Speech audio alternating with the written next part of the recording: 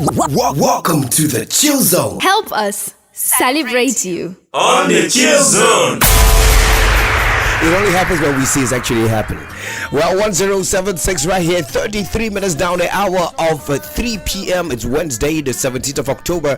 And like any other great party, we make sure we actually turn up the parties turn up. Well, we have an amazing lady over here today to actually get the gist of what's happening in her world. But she also will tell us a little bit how it feels to be a powerful shot caller in Gambia, especially at a young age like this. Well, ladies and gentlemen, right here with Sibo right next to me. You want to call her name? I know why he's doing this. I really know why he's doing this. But yeah, we are really excited and honored to have you on the show, Mariama Gazama, aka Sibo. Yes. Actually, she's the original Sibo. Danny just wants to pirate the name for me. What is wrong with you? Yeah, but welcome on the show, Sibo. How you doing? Yeah, thank you so much, baby girl. Thank you, Danny. I know you did that on purpose. As soon as he said Sibo, I froze for a second. I'm like, is it her? Because we're both Sibos in here, Danny. We know him too well. We know him too well. But it's an absolute pleasure to be here. It's kind of nostalgic to be here. You know, it's like first home and stuff this like is your space, girl. So, this is your place. It's great to be back, and thank you guys for having me, really. Yeah. Well, you walked in here with also a phenomenal name, someone that is controlling social media. Oh yeah. And quite well, you know, these days people use social influencer. Everyone is some form of somewhat an influencer on social media these days. I don't know. I mean, Sibo is also. I mean, you are an influencer in your own domain. He is an influencer in his domain. You are a night influencer as well. That you're controlling. I mean, I am an influencer in one sector, but it's good to have you on the show, Ismaila. What's happening, bro? First of all, I'm not an influencer. I'm a catfish. I like that. But real quick, let's run this. How's it going? Everything's going fine. I skipped work to be here, so you know. It's going fine. I was gonna be in trouble. My boss doesn't listen to radio, so. So let me know. How does it feel? I'll ask Mariama Gassama. How does it feel being an African woman? It feels phenomenal. If I was given other opportunities to live other lifetimes, I would come exactly as I am. Really? In the same skin tone, with the same hair, with the same build, the same Africanness. Unapologetic. You wouldn't change anything for the world. I wouldn't. I wouldn't. Now, Ismaila, I know there is the whole there's this push and pull between who is greater, an African man or an African woman. And an African woman somehow gets to supersede the prediction or the perception of what an African man is. I mean, we are African men, yeah, but do you feel like we are always on a constant clash as in who stands out more, African man or African woman? I don't think there really should be a clash. Okay. I mean, African women are the greatest beings ever made. So there shouldn't be a clash. African women run everything, to be honest. Everywhere you see, every great person you see, just look at their history. An African woman was a part of it. True. So I just want you guys to know there should never be a clash. If we're clashing with who's greater, like a power struggle, then we're obviously going to lose. So African women are the greatest. I could kiss you right now. I like that. Mariama Gassama, you graduated from Marina. Yes, I did. And from Ismaila, it was Methodist. And now we know in Gambia that there is some form of a class. Young people in Gambia have class when it comes to, especially where we graduated from. Mariama Koli, it's Nusrat. You know, they like the intellectual, but you know, like the people with the high class, borom khalis, domi borom khalis, ñoo dem Marina. That's what you think? No, but that's what you consider. If you graduated from Marina, you're known to be someone of somewhat from a very well-rounded family. Is that the case? I think that's a perception, because I like to consider myself to be from an average family. Okay. I'm not from a rich family, but my dad works really hard, and all his life even if he's gonna starve, he's gonna make sure his kids go to the best schools. Right. They get the best of everything, so they won't be envious of the children they're growing up around. So it's not about class or this. When I was going to Marina, I hated going to Marina because I thought I was gonna go and be with the bougie kids, all of that. But then when I got in there, the perception completely changed. Okay. Yeah. It's like that's what they're used to. This is the lifestyle or upbringing they're used to, and you're used to a different one. So it's usually a clash between the two, but it's not. To me, it's not really. It's not about being rich or none of that. No. Okay, Ismail, you were Methodist. What was the perception like? I know Methodist. Well, that's true. That's true. I'm not even going to lie. Wow. It's a very competitive school. Right. Going there. I don't know for now, but then while I was there, it was really competitive. So yes, we were known to not be fun, but then it was actually on the contrary. We were actually really fun in our own way and all of that. So. Yeah, it was a good now, Sibo, so I'll call her Mariama Gassam. I'll call you Sibo. Better. Now, I still don't consider myself Sibo. But nice try. But is there somewhat of a difference between the outcome of people that went to these different schools? Because when it comes to the educational system, they felt like there's always been a look down upon the people that did not go to some certain schools that were in this particular part of the country, especially the Fajaras, the Sibek, the Marinas, the Methodists. Now, the people that went to Gambia High somehow subconsciously look down upon themselves because they're like, oh, Boro Marina, nyom jangal kati ni like there, nyom jangal kati. Now you that went to Newsrad, did you feel somewhat a little less than the people that went to this expensive schools? Never. I mean, why should you?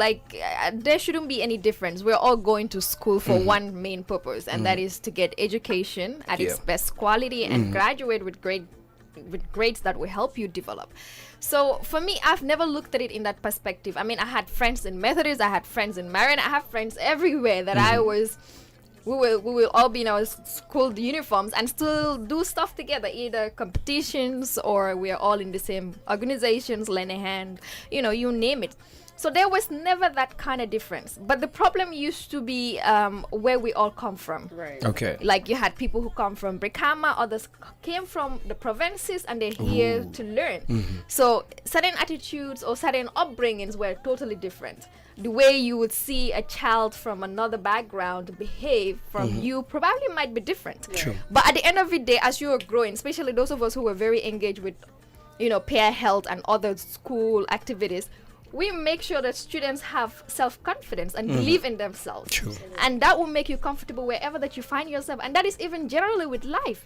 We are all not on the same level. Of course not. In terms of jobs, in terms of opportunities. True. So it all starts from when you are a child growing up. So when you grow up, you don't really have to feel inferior to. I think it all boils down to what Mariama said about self-confidence.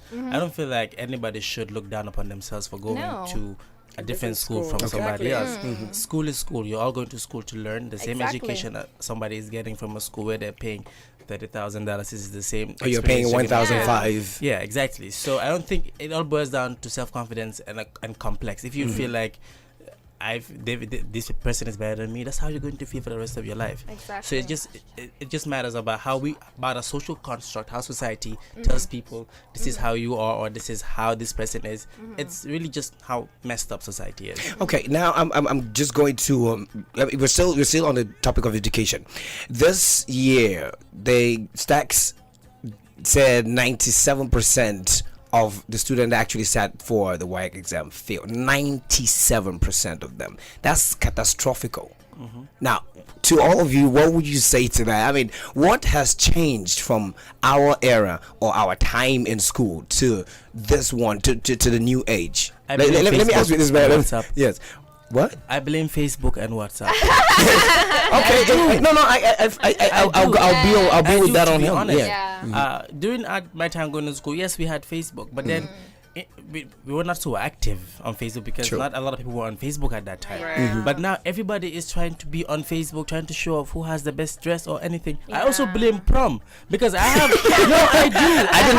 I didn't go to prom. I never had a prom too. That just graduated. Yeah. She's been talking about prom 3 years ago. She's been deciding what she's going to wear, all of that. So she spent her entire school year, the final year, worrying about prom, what she's going to wear, where the venue is going to be, who's going to be her prom date. Like, I don't understand. So I blame Facebook and the WhatsApp statuses. So I don't know. Snap. That's what I blame. Yeah, Mariama, what do you think? I think the generation nowadays, I think their priorities are very misplaced. Okay. Instead of going to school for an education, they're going to school to hang with friends. Yeah. It's more like a little society for them instead of like a place to go get an education. It's like a little hangout spot. Yeah, go to school, hang out, go to school. You have to worry about how nice your shoes are. For us back in school, like when I get in school, I had this friend called Chan. Her main goal in life is to get everybody's socks dirty. We didn't really care about what you look like going to school and stuff like that. But now you can see some kids going to school with makeup and a full, and they even know how to wear a full face makeup than an adult like myself. You know, so True.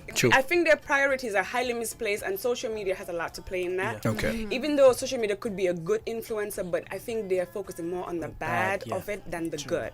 So that's really crazy. See, what do you think? No, I mean, I agree with both of them. Like, when we were growing up, I never had a Facebook page until after graduation. I didn't even know how to use Facebook. I didn't even Someone own a phone. helped me open... I'm serious, I never even owned a phone. Yeah, someone helped me open my first Facebook account. You know, I never had time for Facebook because there were so many activities that was engaging us when we were growing up. Like I mentioned, we had organizations like Lend a Hand, CAA.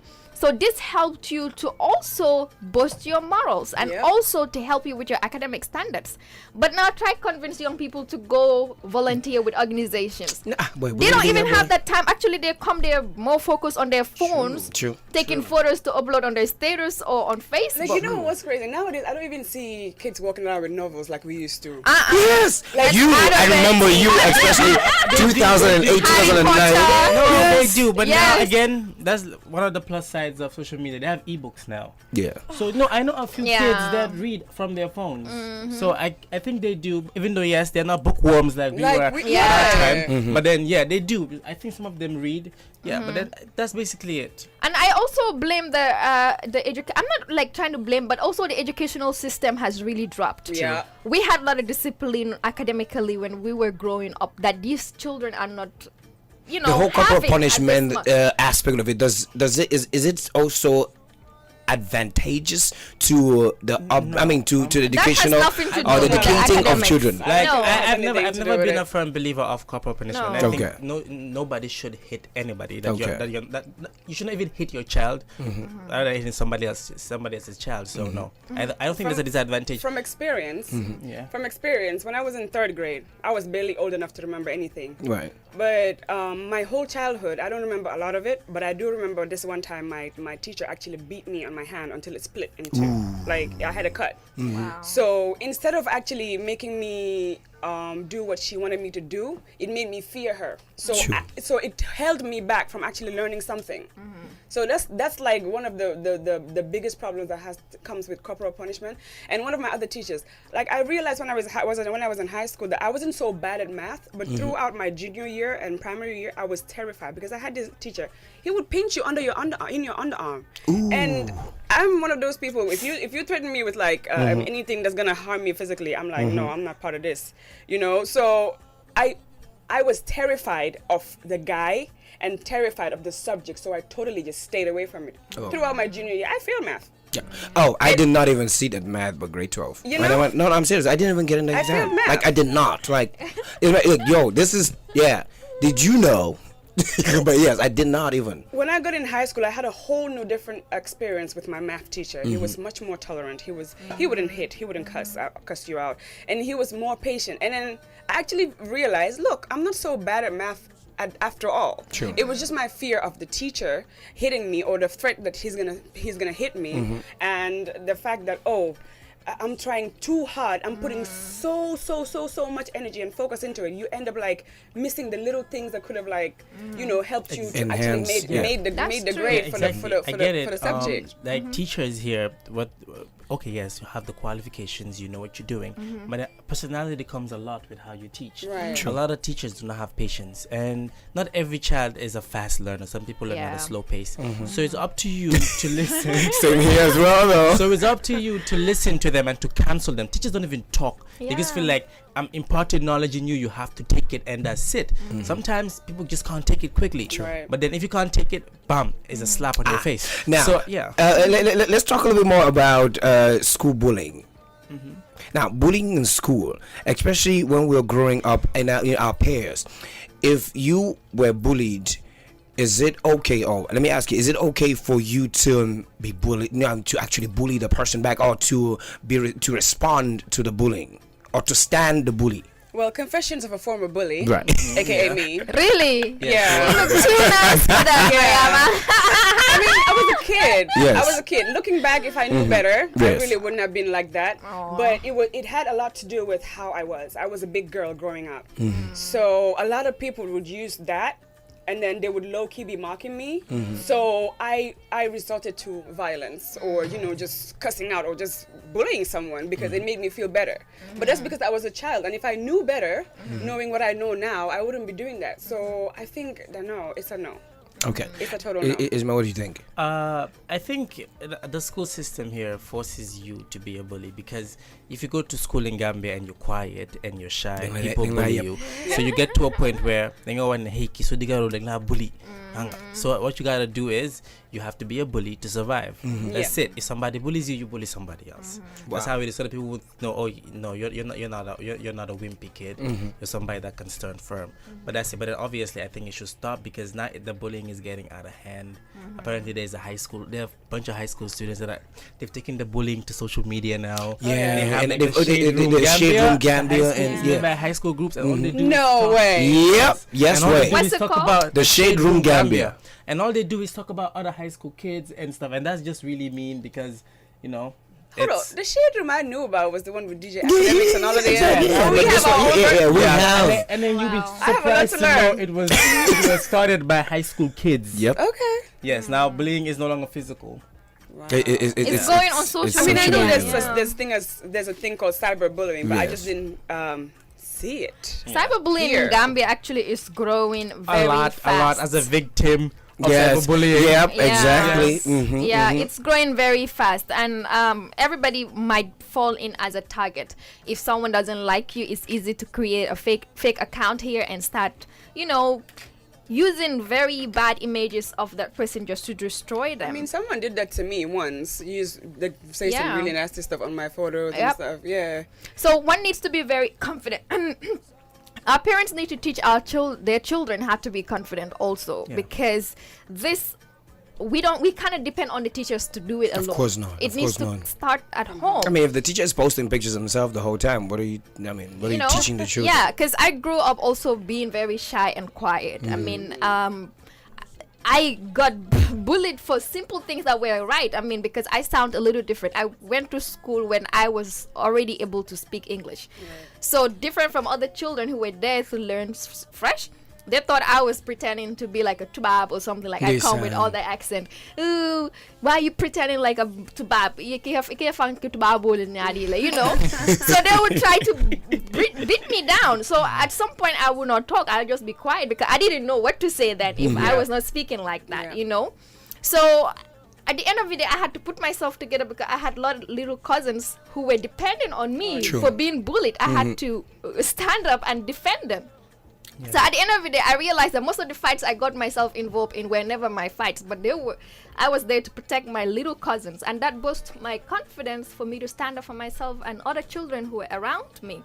So it all has to come down from the family. Like, tell your kids how they need to also behave when they go out, especially when they're in school, since that's where they'll be spending most of their times. Well, But, it's quite a vast issue if we're meant to just stay on it. But just briefly, young people in Gambia, what do we lack? I know that there's not much that we are given space or room to actually do, you know. We're not really empowered in anything else than politics that is, I mean, run on TV, on social media, on radio every day in, day out. If we had the chance, to both of you, if we had the chance to invest in young people, what would you recommend that it's a platform, a way that young people can actually be empowered? I think basically extracurricular activities, because I see a lot of young people now, they're very idle. Yeah, they do nothing but just try to party, and that sort of lifestyle grows on you. It gets to a point where you don't you have misplaced priorities and all of that. So I think what we need more as a nation for younger kids is extracurricular activities. Get after school programs, get students to be involved in community service and all of that, and then as they go, they will grow. And then they will see what else, what they need to do with their lives, and they will make contacts, they will get experience. And the outside world is evolving now. You look at all of these scholarships and all of these jobs. If you don't have any volunteer experience, you're not going to get hired. Of course not. Yeah, so you stay here and then all you do is party and just sit or just chill on Facebook or Netflix. It's not going to do anything. Maria, what do you think? I'm going to totally agree with him, but I think extracurricular activities that include skill learning from a very young age, because you would see that a lot of people, they just go through school, they have zero skills, and at the end of the day, not everybody's going to go sit in the office. And certain skills like say public speaking, say metal work, say carpentry, these are things that we should inculcate in the children's gardening, especially painting. We should add them into the children's curriculums. That way, after school, even if it's going to take you time to get a job or something, you can do something with your hands. True. Like we lack a lot. We lack. Like I see now though, a lot of people are coming up and they do stuff like this with their hands, like crafty work. Yes. But it's not as common as it should be. And I think like the generation coming, we should like inculcate that in the system. That way they would have something to like keep them going. Skills. Well, congratulations on your promotion. I mean, we all know that you're managing Utopia and Envy Lounge, and I'm thinking of coming over. I'll talk to you about a proposal that I have in mind, pretty much off air. I'm excited about that. But yes, how do you manage your time, basically working, handling all the stuff over there, and also going to school and all of the and family and all of that. And how do you do it? I'm gonna tell you the honest truth. I'm still trying to figure it all out because it's very overwhelming. Yes, I am basically most of the time operating on 2 or 3 hours of sleep, which I know is bad. I'm not advising anybody to do that, because you can see me. I've lost quite a few pounds and stuff, which is not very healthy. But at the same time, you will see it's very time consuming. I wake up in the morning. Actually, I go to bed in the morning. But technically, because by the time you do everything you have to do, everybody's out of the club, say 5, 6, and then you get home like 7. So while you get home, obviously you have to like freshen up, do all you have to do, maybe eat before you go to bed, and you go to bed say 8 o'clock in the morning. A person like me would wake up at like 10, 11, 12, and when you do, you stay there for some time.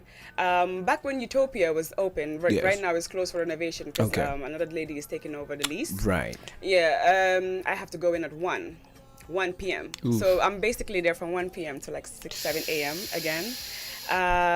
But now that school is in a part of it, I just wake up, get my little bit of sleep. If I have some reading to do, try to do it really quick. Sometimes I don't even do my readings, to be honest. I have to be completely honest with you guys right now. But you just gotta do what you gotta do, because there are opportunities that come at you, and you never really plan for them. But you have to brace yourself for it and just do what you gotta do. But we noticed this is the kind of job that so many Gambians wouldn't do because of the misconception that they have when it comes to club management. Yeah. What really got you into it? I didn't choose it, to be honest. It chose me. I started with Big Apple. I was working in an aviation company, and then from there, I guess I just have a natural gift of marketing and PR. I talk a lot. Yeah. I just push stuff. So Beauty Apple took me in as marketing and PR, and then from there I moved to Envy for marketing and PR and deputy GM, and then now GM. So it just kept coming at me. I guess people see what I'm doing and they're impressed by what I'm doing, and then they just call me in, and then most of the time I'm going in there, I had no idea what to do. True. But while I'm on the job, I do my best to learn. I read, I ask questions like a journalist. I'm very, very curious. So this is what's been pushing me and helping me through it all. But if I tell you I knew exactly what I was doing when I was taking up these jobs, I had no clue, because I'm not schooled for it. True. At all. What are you studying currently at university? Law. Yeah. Okay. Our lawyer. My final degree. You're here. That's why you're hanging out with ESQ, huh? Yeah. ESQ. But before we get to leave, women of Gambia have an issue. Gambian women have an issue with Gambian men. What would you? No, I'm serious. That's why they wouldn't. He would know. No, home base. No, okay. Let me say. Gambian women have an issue with home based men. Okay. They have an issue with home based men. How you and Gambian home based men have an issue with with home based women. Right. That's why you see most of the relationship of Gambian women will prefer to date a Gambian man that's outside, right. or a Gambian man would just prefer to date a Gambian woman that's outside, and that's sort of vice versa. But Ismail, what do you think is wrong with the home based woman? Boy, you better choose your words wisely. Wait a minute. There's nothing. Yes. There's nothing wrong with them. I guess usually 80% of the Gambian women that are here are not exposed. Right. So you sort of you travel out and you see other women from other countries and you realize how not basic they are. Right. And you come to be honest, and you come home. Basic. No, we have really Is this close to being in a headlock? and you come home. And Yes. you come home. Yeah, and then you talk to somebody and you take them out and you try to talk to them, and all they want to talk about is celebrity news and what's happening on Facebook. Nobody will want to sit and talk about world problems or solutions or ideas, and you just think like, what am I doing? Like, I don't think I could grow with your kind of mentality. So that's not the issue. It's with Gambian women are beautiful, Gambian women are everything, but then when it comes to the way they think, it's very worrying. Shallow. It's the mindset is very shallow. How and rude. Then I just took the word out of his mouth. Shallow. But yes, so Mariama, guess what do you think? Really brace up for this. Look, I've dated a Gambian home-based person. Yes. I've dated a Gambian who's lived out for a long time and came back. Yes. I've dated a Gambian who lives abroad. I think it's just generally, it's not just Gambian men. I think it's all over the world. Okay. Basically, I've not dated any other nationalities. White dude? No, not yet. Okay. If you were light enough, maybe I'll, But Okay. but I think it's just men. They want too much. I tell you. They want too much. They don't know how to make up their minds. What? Boy, Excuse me, you don't. Can I Okay, finish? I feel like we'll You put a pin don't. on this. We'll put a pin to that and we'll invite both of you here again. They don't know what they want. Okay, I have my job. I don't need money from you. I just want a partner, a companion, someone I can grow with. The growth that he mentioned. Yes. That's the same thing we're seeking. That's all that we ask of you. But you are different. You are exposed. The way you think is really, really But Outside the then, box. But then you are part of the 20% of Gambian women that actually think. They're No, up to but 20%, Ismail? It is. You're part of the 20% that thinks. I didn't know they were up to 20. Like, for me, I used to think they were like 3 or I think like 3 or 2.5%. These people are interested. No, Ismaila, okay, now let's talk about growth. Yeah. It takes two to grow, Yeah. Right. Most of the men we come across, they're not even up to the standard that we want. I know. Though they're living outside the Gambia. I've gotten myself into that kind of relationship before. They discuss about the same things that you're just talking about with women. But you know what happens at the end of the day? Sometimes we settle down with those people because we are able to influence them with our experience and our knowledge. But that's the patient Gambian men don't have for women in this country. You don't want to help other women grow. Instead, you want to label them. You want them to become like perfect. It's it's never 2018. gonna be Nobody perfect. wants to teach You- anybody anything. you find yourself- Everybody.